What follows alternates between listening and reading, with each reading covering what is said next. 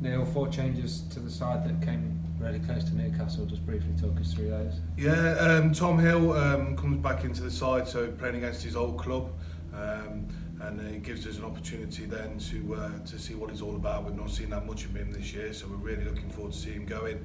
You know, Anna Seko and Jamie Jack have done a great job for us over the last few weeks, so it's also nice to include them in the squad. Just a little freshen up in the second row, just with Ollie Chesham coming in.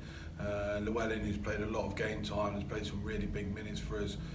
We're looking for him to come off the bench and give us some real impact in the last 30.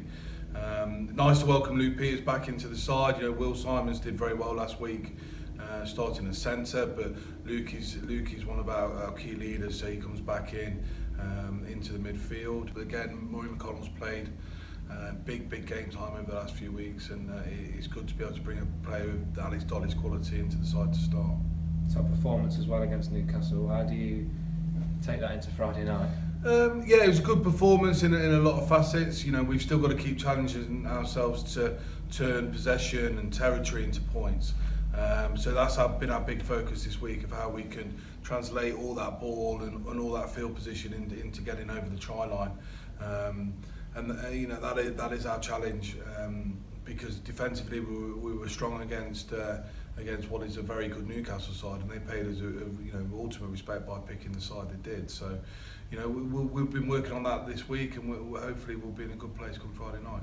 And you and a couple of lads have already spoken this season and said the main aim is sort of mid-table top 6 if you can push it, and if you can keep that performance going as you did against Newcastle, you'll certainly reach those targets. Yeah, look, we're going up to Leeds and up to a very much improved Leeds side. You know, they've worked hard on their kit chase. They've got a good driving ball. They're very good when they get in your territory.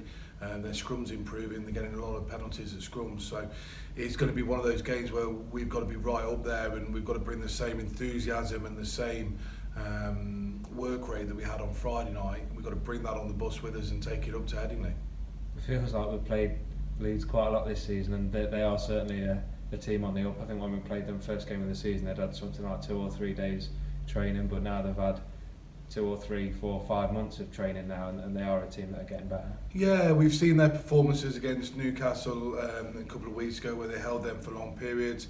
We watched the game against Jersey, where they were in that game for large periods, and they've brought in Phil Davis in as their new director of rugby, who has some real steel about him, and he's obviously been in the World Cup coach. So they've gone back, and I think they've looked very hard at their fundamentals around their, as I said, around their maul and around the defence and around their kick chase, and you can certainly see those signs coming. So look, if we let them control territory and we give them access into our red zone, they're going to cause us some problems. So we've got to be really disciplined about what we do. We've got to make sure we execute everything we need to and convert the chances that come our way.